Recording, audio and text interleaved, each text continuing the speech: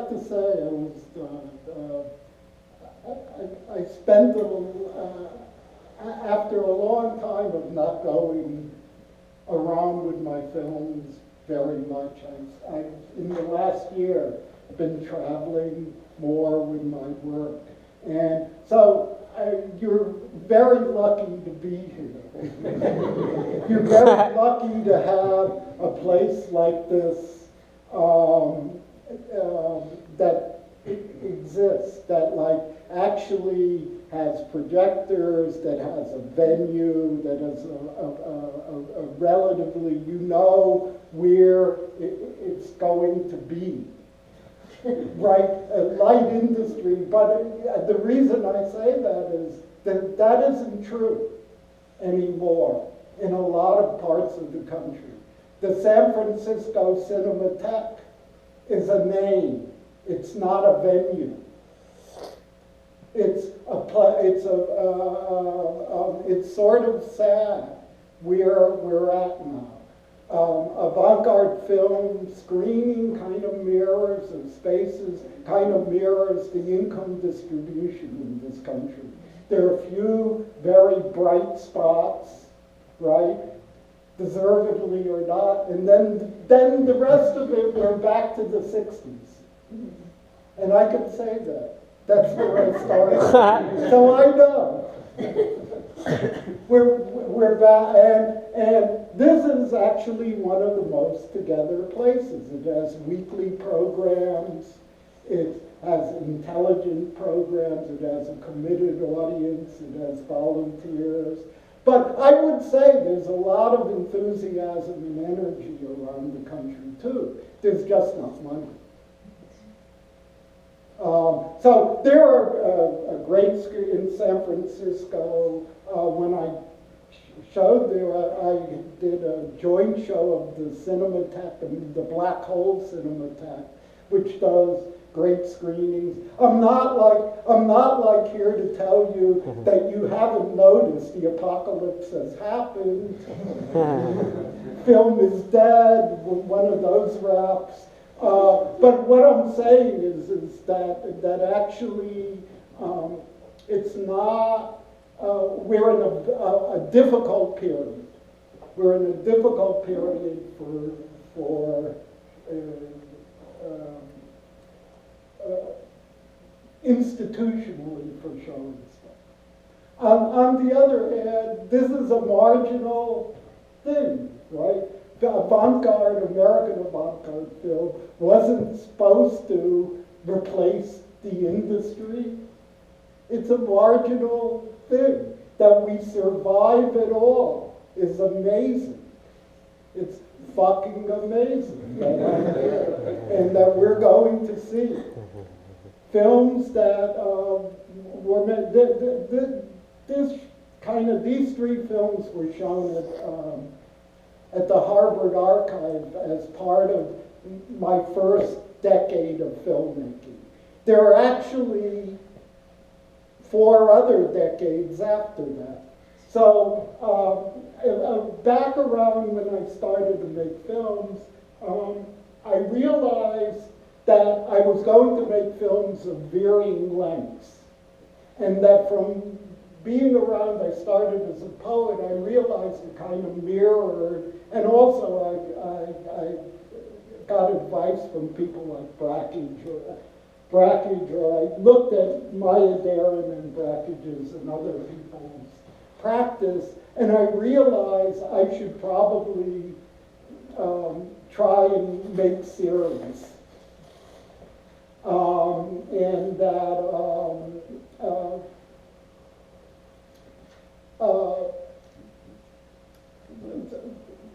so I started, I had started, I said, as a writer, and I got progressively more of a writer's block.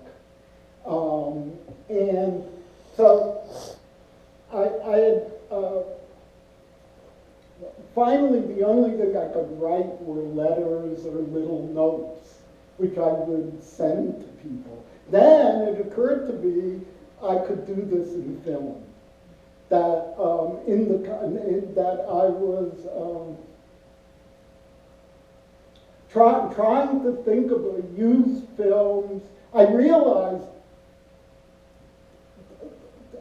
that I started to think about what it would mean to use film as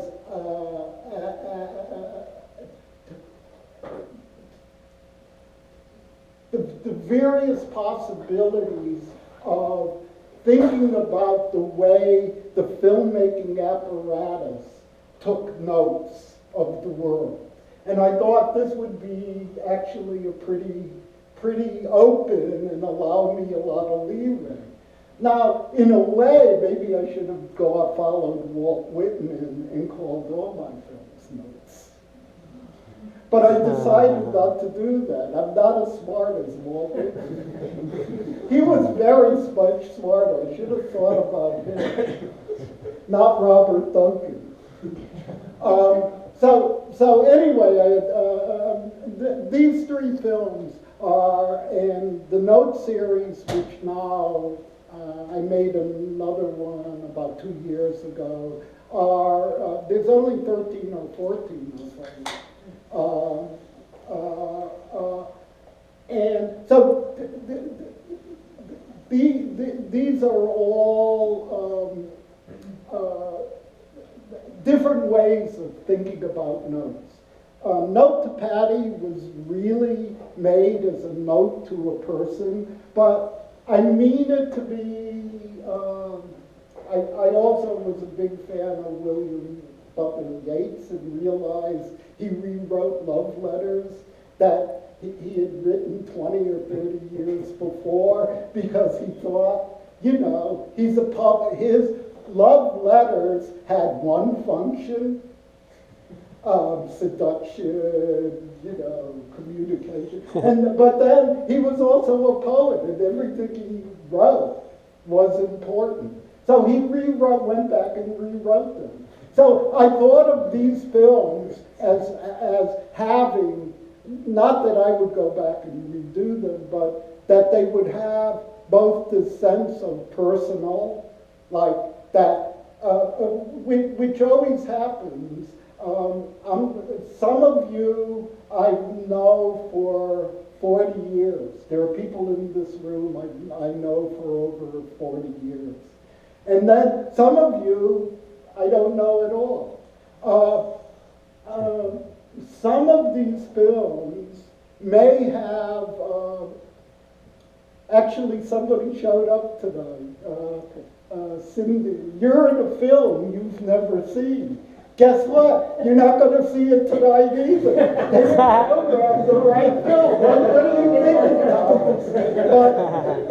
But I'm going to send it to you. But that film would definitely have a very different meaning for you than it would for anyone else in the room. So in any case, each of these works are my trying to figure out how film can be used to take notice of the world and also to respond to it. So I'll shut up now, because actually, you see, I'm talking like I'm the most important person here. Actually, I'm not. I made these films a long time ago. I could be dead by now. The films are alive. The most important people I usually say are the projectionists, because I want them to do a good job. And because they are important, unless they get it on the screen. But the truth of it is you're the most important people for the work. Because these works will finally be fulfilled when they hit your mind's eye.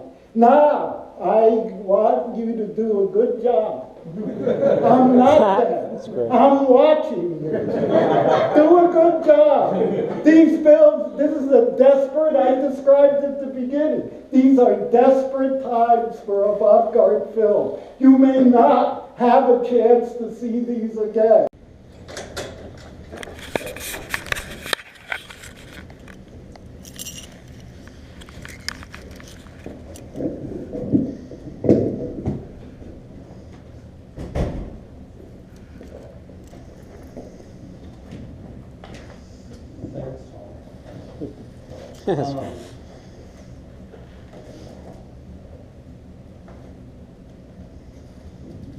So, as you mentioned before, you have 4 decades of work at this point. And one of the reasons why we wanted to do, what's that? What? 5. 5. Oh, so fresh. 5.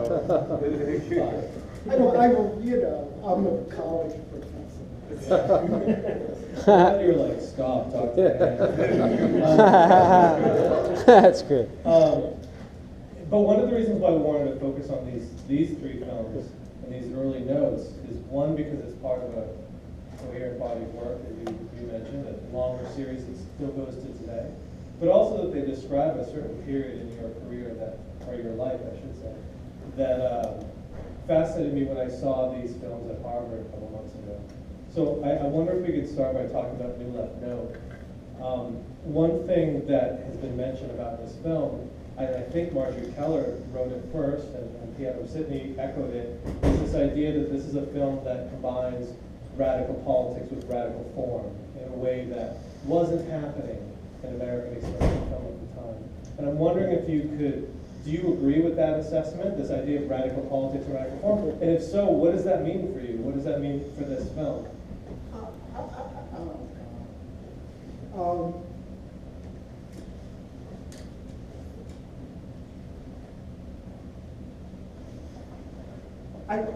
I would actually hesitate ever to disagree with Marjorie Keller, especially when it comes to my work,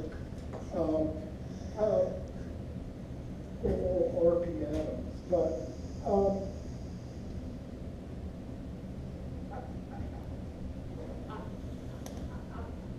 I have to believe that other filmmakers were being true to their politics, right, in putting it into film.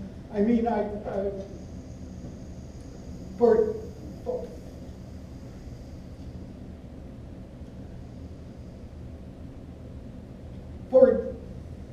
I think Brackage's exploration of vision was the first time I had actually, in listening to Brackage in 1963 or 64, I suddenly realized that seeing in the world wasn't innocent, and that when you looked at the world, you were shaping the world you were seeing. And not only that, but your vision had already been shaped. So, I mean, Brackage actually, because he specifically talked about this. He talked about fantasy and the way in which men do not see women. They see the social fantasy of women and their own psychological things. So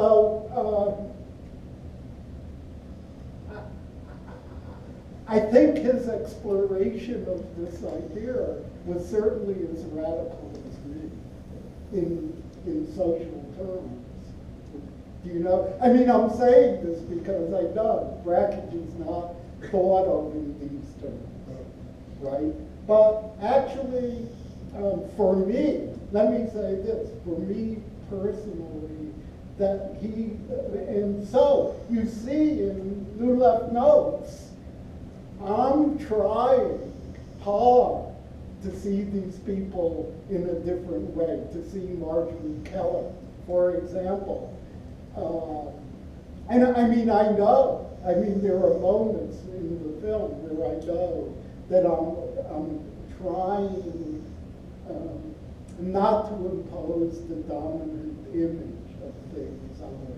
But yeah, I mean, having said all of that, I mean, yeah, I was trying to match not, okay. I would say even before that, even before, you know, in the very beginning, I was somewhat, I was influenced by Artaud. And Artaud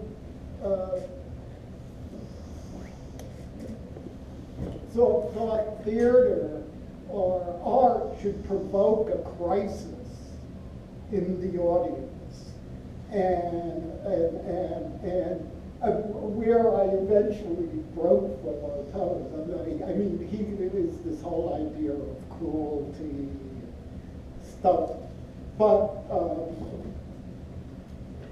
with the audience. But yeah, I mean, I thought I was part of a generation that was trying to re-see the world. So most avant-garde filmmakers were not involved in organized radical politics. So this was, but I was. So, you know, like in Duchamp, chess shows up in my film demonstration show. Because that's, I mean, actually at the time, I was a full-time political activist for these 10 years, on and off. I mean, as much as I was really working for SDS for a while, for a couple of years, edited New Left Note.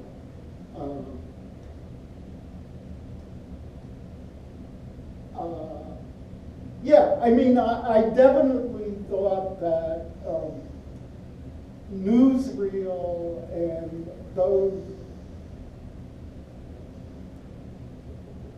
well, I got into a conflict with Ed Pincus in Boston newsreel.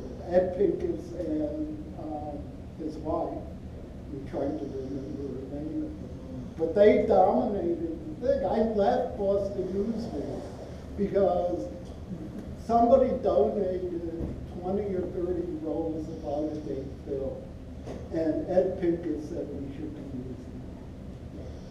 And so I said, you know, I mean...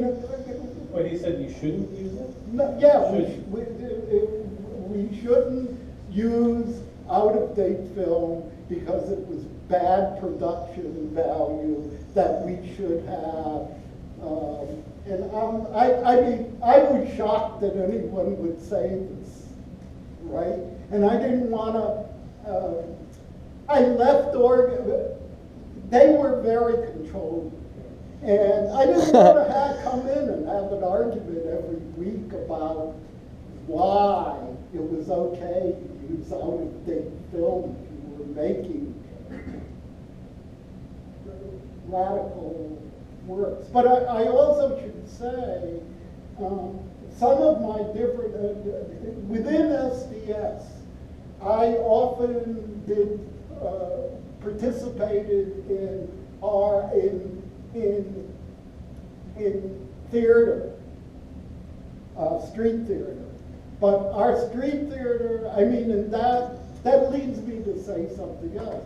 When we did street theater, it was radical in content and polemic, but it was all about, see, when you're a political activist, you have a goal. You're trying to get people to go to a demonstration, but not only that, you're trying to get them to make a series of commitments and to build a movement.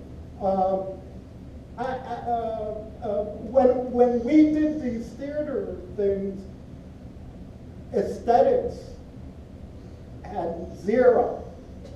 I mean, the only thing we cared about really was getting people's attention, and having being fun, doing something besides presenting a leaflet. But I actually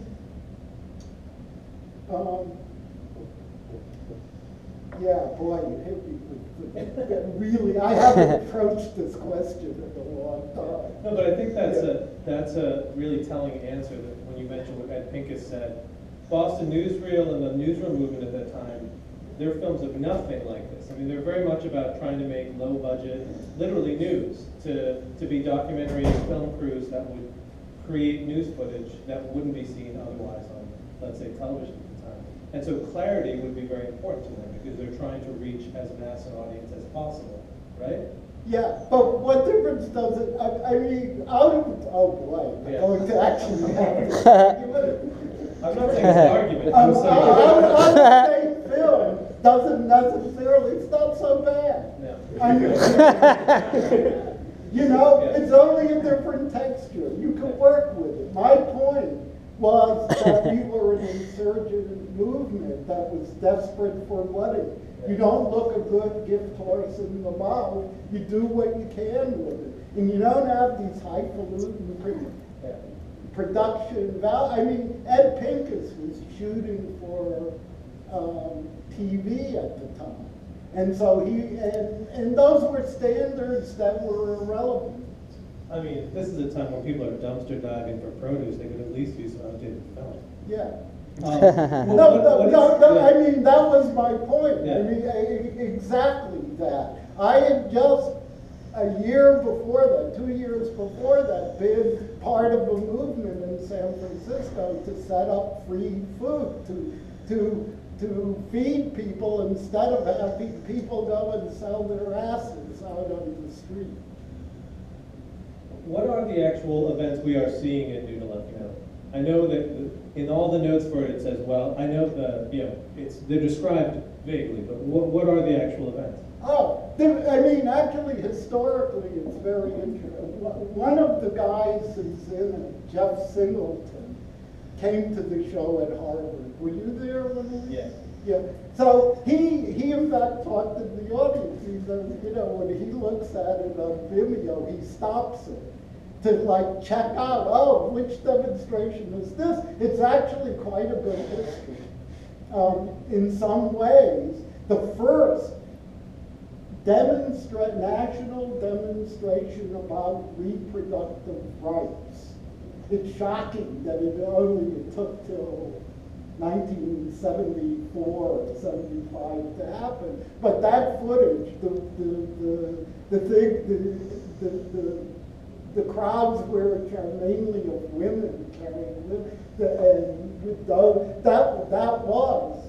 that was the first reproductive rights, national reproductive rights demonstration.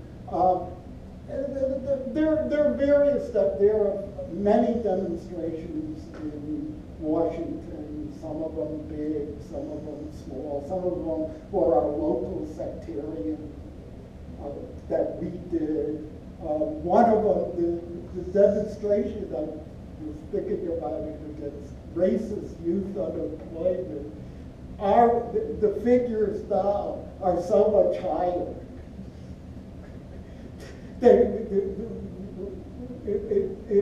Our leaflet would now seem funny. What are you complaining about? And then the footage that's shot in New Haven, that is from a trial, right? Yes, that was a very key, that was also a very historic demonstration. Because that's at, Bobby Seale was on trial. In New Haven. In New Haven for the New Haven Panther Party executed someone. It was alleged that Bobby Seale knew about it. I'm absolutely sure. Well, I'm not absolutely. I'm pretty sure they didn't tell Bobby Seale about it because he would have said, "Are you guys fucking nuts?" Actually, but in any case, he was on trial for this, and there was a national rally to support him. Out in Ohio, the National Guard shot demonstrators at Kent State, and soon the Mississippi National Guard would shoot students at a black college. So at this demonstration, this was where the National Student Strike was called, both in support of the Panthers, of the Bobby Seale trial, but, and our demonstration, this demonstration was attacked. We were tear gassed also.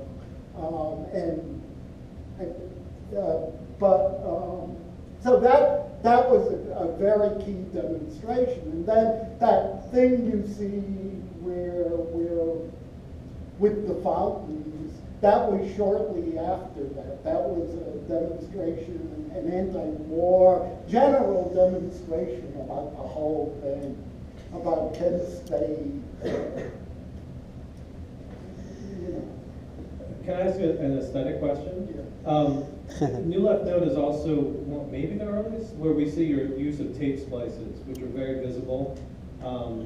You know, Note to Patty is earlier. Oh, it's earlier. Oh, Yeah. right, because you finished editing that. You started Yeah. shooting it earlier, Yeah. but finished editing it later.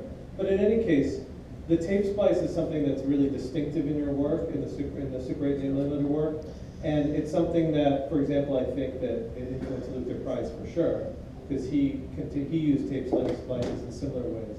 But I'm just curious about the aesthetic of that splice for you. Is it purely functional? Did you begin with an aesthetic idea about what that kind of interruption of the image would be for you? I started making regular films, partly because out of money concerns, financial concerns. And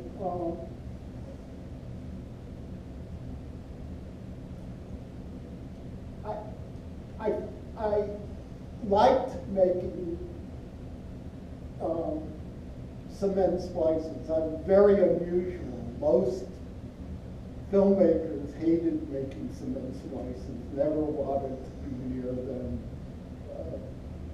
Thought it would cause cancer, which it probably does. But in any case, so. But why at the time would they avoid cement splices? What was the reason for that, besides the cancer? They were a pain in the ass. They were, you know. But I like doing it, actually. I mean, I have to say, I enjoyed the process. And actually, I make lousy tape splices. Luther isn't influenced by me in that way. Luther's one of the great tape splicers, but I think he picked up a lot of those techniques from Brackage, partly through Caroline Avery, and my talking about all these things. But I couldn't have done. I have tremors. I can't do tape. When I had someone else repair Notes of an Early Fall because I'm a terrible tape splicer. I'm a very good cement splicer. So I'm a great cement splicer. So I mean, I am really terrible at tape, but I'm very good at cement. So what are we seeing in the splices then on the screen? We're seeing cement splices? Yes. Okay. So there are tape splices too, but they're like repairs. Okay. They're overlays and things, you know. I mean, wow. So I guess what I'm asking for the audience here that might not be familiar with Super 8 production, what are we seeing that is interrupting the image then? What are you doing that is not normally done? Okay. I mean, if we had we're looking at the big stick, it would be easier for me to give the wrap. But okay, in cement splices, you're scraping away the emulsion, and you're using a semi-solvent to dissolve the celluloid into the celluloid. So you have to scrape away the emulsion, and you sometimes get in regular 8 and 16, when I first started, there were two kinds of cement splices. Incidentally, almost every movie made up until recently was always cement spliced together. So, I mean, this is not some weird avant-garde technique. You know, it's normal industrial practice. But the half-frame splicer I noticed this when I first saw Maya Deren films. I noticed this. I said, oh, this woman's got to be, I've never seen editing like this. I was very naive when I saw Maya Deren. But I said, you can see the cuts. You can see that there's a little piece of the image from the other frame in the frame. And I thought, no, that's kind of cool. So then I heard Brackage talk about how Marie Mencken in Hurry Hurry used the splice mark as a rhythmic device. And it was really Brackage's kind of description of a film by Marie Mencken that I wasn't to see for 5 years that influenced not only me. Brackage is going around saying this a lot, some of other of my friends, this guy Mike Jacobson, who also was making regular films. And so, and I saw, especially, well, you can see this in Note to Patty, that with the half-frame splicers, you can, you know, I could be like Rothko. I could put, make these big color things go on the film, and also by cutting fast. I also love this idea that you could make colors that weren't on the film, but you could make the color in the person's head. By combining all of these different things. So, and people said regular 8 was a bad media. You saw the splices, as I said. So what? In jeans, we wear jeans. They have rivets and zippers, and style has to do with how disguised they are. But they're. I mean, ultimately, I liked revealing the material production of the film, right? And so in that sense, there's a Marxist justification. But I also, I wanted to prove that the regular 8, a lot of the early, I wanted to prove that regular 8 was just as good a media as 35 or 70. It just had different properties. And that the idea that you could do some things in regular 8 that you couldn't do any other way, that you could have this very fine photography with great depth of field. You got a look that you couldn't get in other ways, and you got also to carry a camera if for someone like me who's around. So those are sort of the aesthetic issues floating around with that.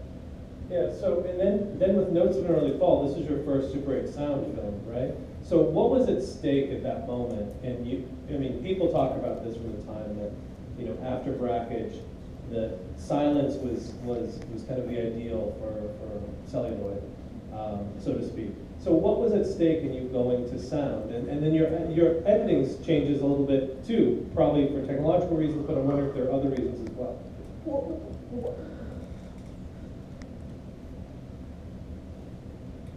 Well, first of all, it's true. Brackage, and I had just studied with Brackage in Chicago before I came to Binghamton. But I was already,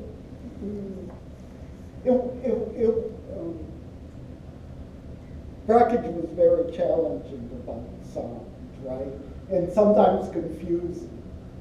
And I also, when I was a child, I had extremely bad speech problems. You can hear it now. And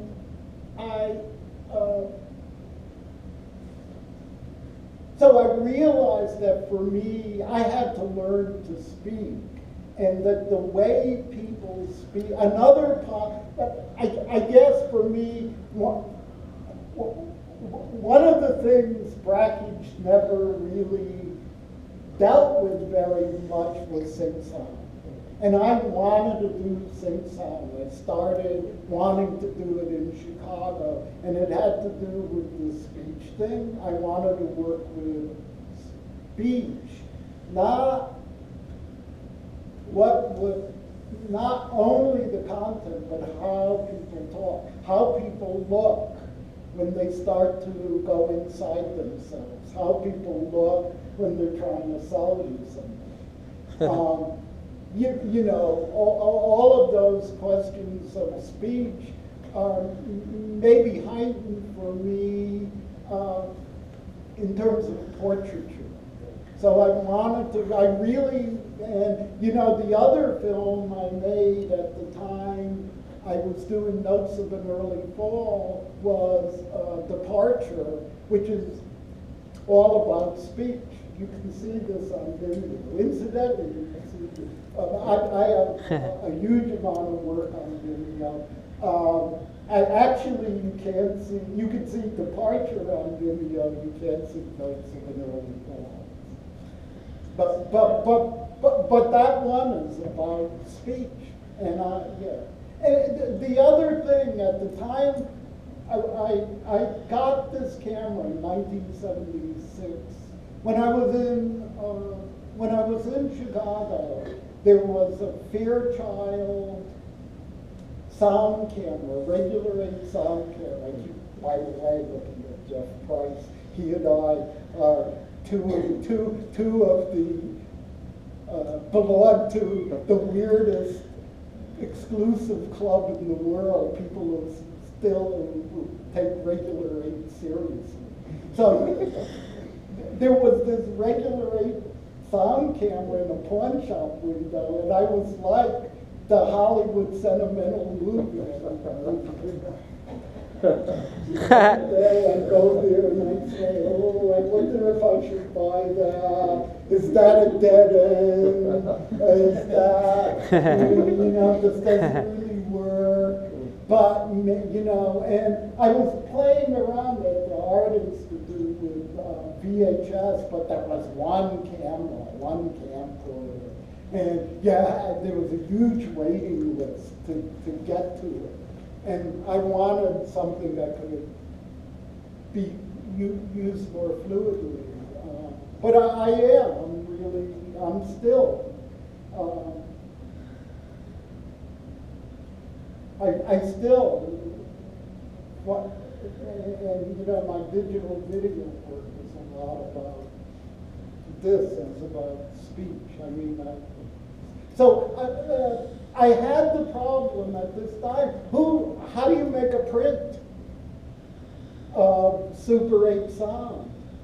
This technology was, so in Notes of an Early Fall, I was showing original down at the collective. You probably saw it. Yeah, you probably projected it. So I was showing original, and I was trying to figure out,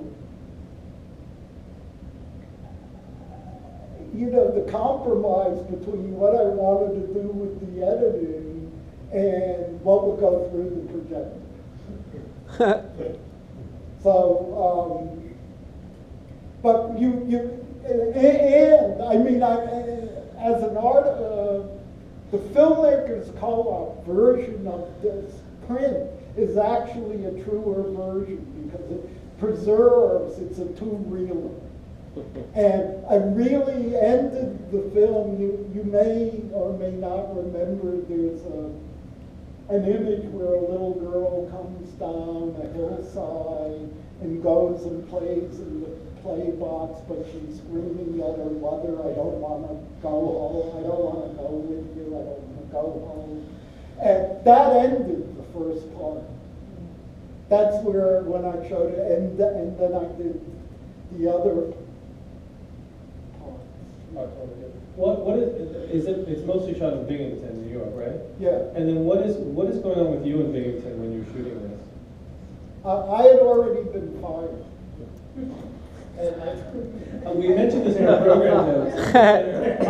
We alluded to that some sort of political activities on your part, but what was going on in Binghamton that you could be fired for that at that moment? Oh, well, I would have been,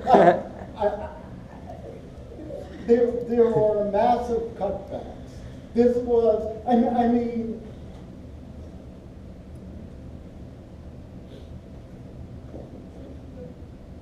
New York was a totally different city at that time. This is when the Bronx was burning. You remember, I mean, actually all over New York.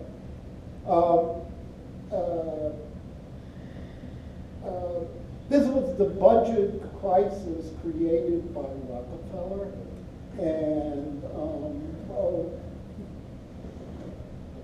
so the SUNY system, among others, had really, especially Binghamton, but not only Binghamton, Stony Brook,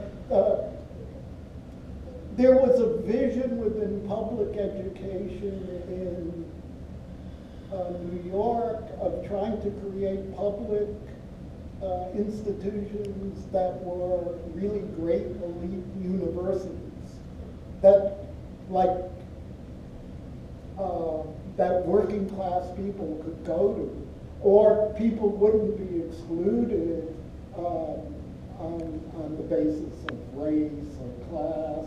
I mean, there were within the bureaucracies. There was, there were people who had a vision of creating a kind of democratic system. I didn't always agree with their vision of education, but I agreed with their vision of equality and inclusiveness. Yeah, when you talked about this at Harvard, it was really striking for you to be on the Harvard campus speaking to Harvard students and saying, I think what you said was our goal was to make a non-elite Harvard, like a Harvard that wasn't just for the elite. It wasn't my goal. Well, it was really the administration of Binghamton, who almost threw me in Attica. But these people really had a different vision of education, one that lost. This is not what we have now. Yeah, I mean, I was surprised when I showed Notes of an Early Fall at Binghamton. I was surprised at how emotional I became about it, because it was also, it's what was lost. The administration is one of the weird things. We used to put out a leaflet, and then the chancellor, Norman Cantor, would come and say, your leaflet is all wrong. It's much worse than you said. They're trying to put us back in the Dark Ages. And he gave a much more scholarly presentation of that opinion. And to some extent, I think he was right. But they certainly were into. So this was the budget crisis of the mid-'70s, when, you know,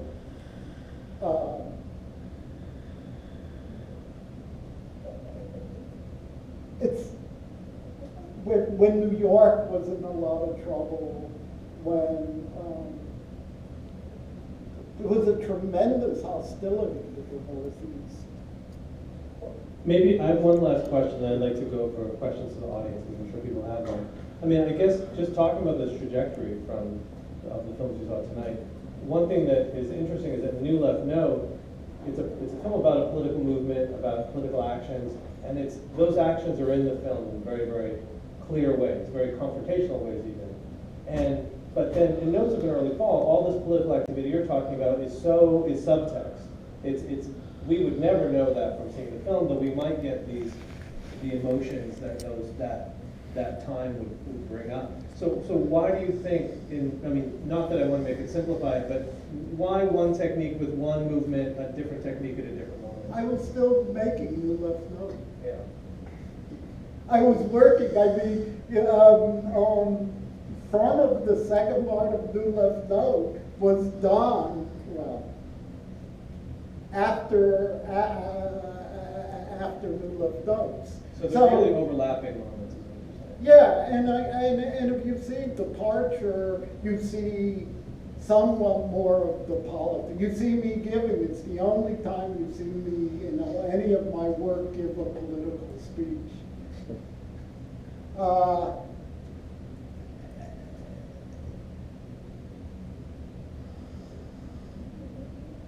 Which also had to do with cutting back the speech pathology programs at Albany.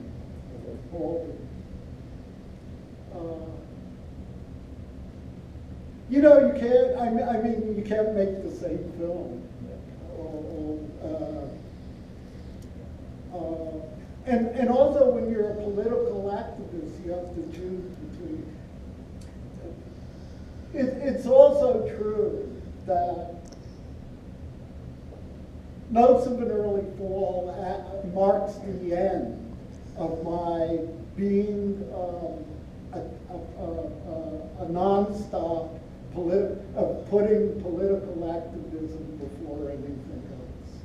I actually consciously, because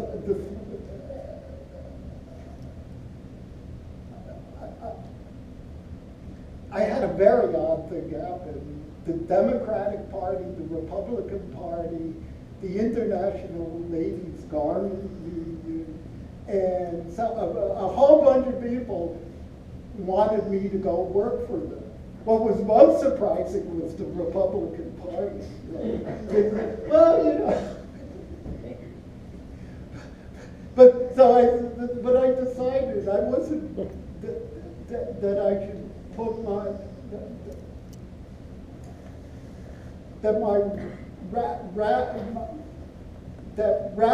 that I had more. How can I say it? That I was willing to be a radical. A lot of people were willing to be political radicals, and I didn't think I was that essential. I thought I had something more to say in film. Maybe I'm wrong. See, we're all stuck listening to this nightmare, this political nightmare, because I chose to be. So seriously, if you had gone for Republicans, you could be running for president right now. Probably. Okay, do we have any questions from the audience about the films?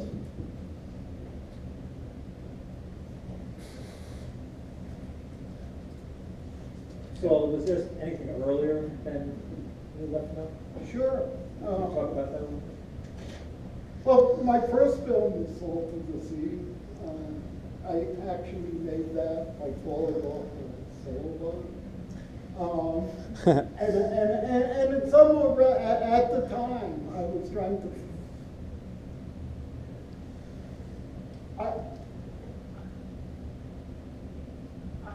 I was making anecdotal films, and I wanted to break from having story, narrative thing. I was never very good at it. I don't want to give the impression that there's these whole trove of narrative films before it. But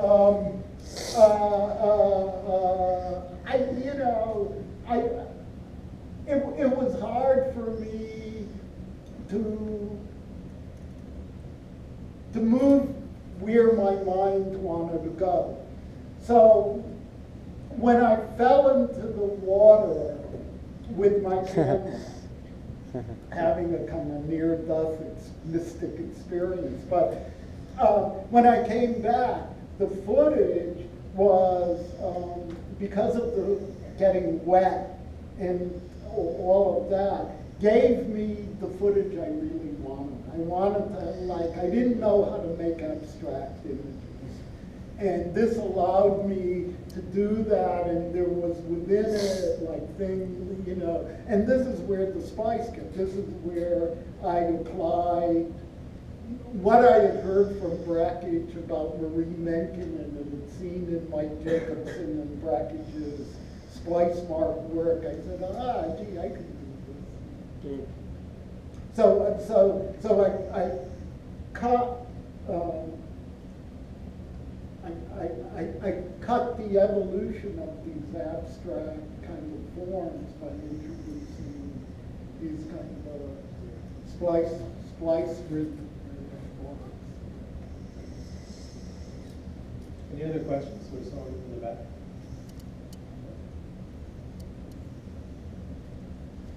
Yeah. So when you were introducing the show, you mentioned that a film like Note to Patty is also like a note to a person, right? So they have this clear epistolary function. Some of them, yeah. Some of them, but like Note to Patty. But then, so in these kind of films, it's like you're writing these long, marvelous letters. But this might be kind of a weird question, but were they ever answered? What did how? That's a really. And if so, how? I have to think about it. I'm not sure. No, to a number of people, say, Notes After Long Silence, or, it's not even a note, Groove to Groove. Both have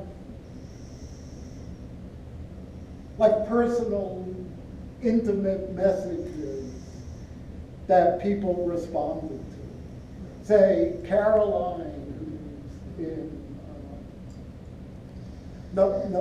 Caroline Avery notes. She responded to me verbally. A number of people have responded to me verbally. In some cases, it was,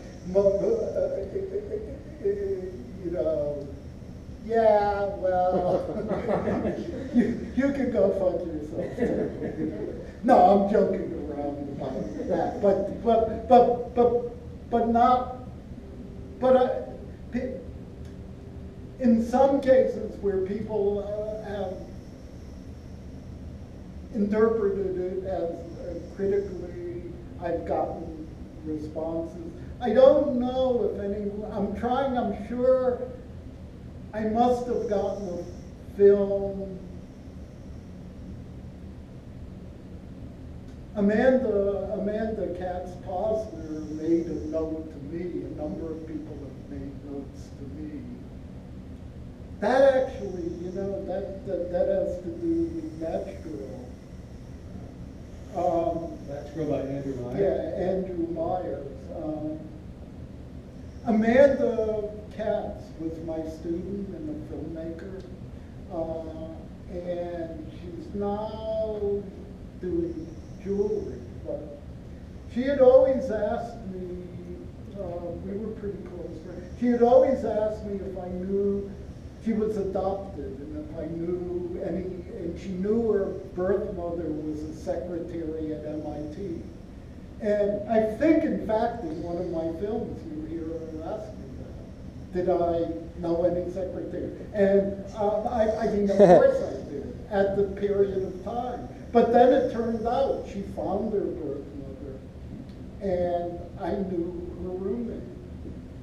Her birth mother was the roommate of Joy Bang, who's the star of Match Girl, Early Clue to a New Direction, and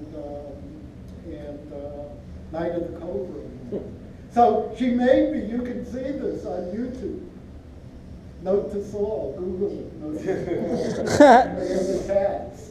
But, yeah, so so there's been that. Maybe a final question someone has? Yeah. You opened up speaking about sort of like the demise of celluloid and film and the experience of, I guess, creating films that are tangible. And I find your work to be beautifully transgressive as well. And I'm wondering, maybe with your students or just in general, for your experience in watching films today, do you have hope with sort of the technology that's coming out with iPhones and stuff that a filmmaker or sort of a movement could come about that sort of is in kin with some of this transgressive type work that we witnessed and experienced today? Do you have hope? Yeah, I have hope. I mean, not only do I have hope, I think it is. Oh, that's good. Let me put it this way. I'm much more hopeful about the human condition in this way than many people. People created art in concentration camps, in prisons. Some of the great, their art is part, the people will take, this is our species. Our species has a lot of bad stuff, right? You know, if we all know, we're murderous, we're lustful, we're solipsistic. We could give a fuck about, as long as we get our pleasure and survive. On the other hand, we also created culture. And people will, I mean, I once had an argument a long time ago at MassArt with Tony Conrad. Because Tony Conrad was, who had given the example, I mean, of that case, the first case in California where somebody videotaped an assault. It's yeah. And so, but he was bemoaning surveillance, and it's true. The cell phones now, the rule.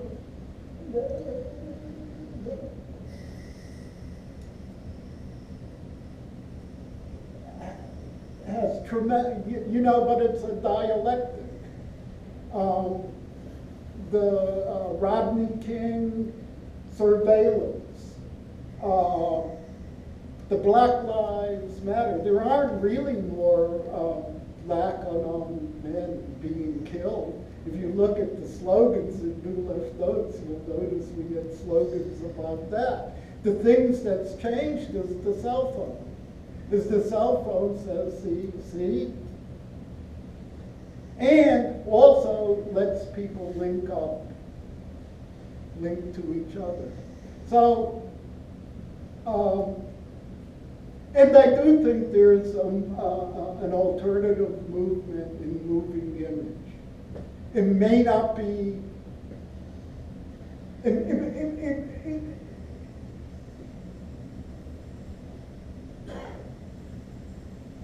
and I think the vision of my generation, and what I would say, however you would define the movement I'm coming from, is inspirational to this, but not the same. So I do think there are new things going on. Well, thank you for putting your work on Vimeo. Yes, I incidentally, I mean, I thought Kelly Gallagher, she and I are among the few people who, in part, I'm like in my 70s. So I'm not waiting for someone to come along and discover. That's great. Right? You know, I don't think I'm going to suddenly. So for me, you know, the other idea of the notes was like a note in the bottom. So for me, that's what Vimeo is. But that's what, if I were to make a sketch right here of the audience, that would also be, you know, and then put in, it's also a note in the bottom, right? So I think, Yeah, I mean, film and video need elaborate infrastructures. But look, Vimeo has come along and created it.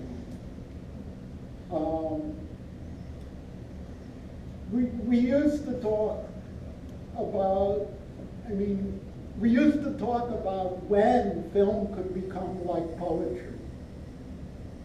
You know, you could like wake up at 4 in the morning and read it. You could, I got rid of it, but I loved having the Vimeo app on my phone. I'd stand there and watch me or one of my friends' films while I'm waiting for the subway to come.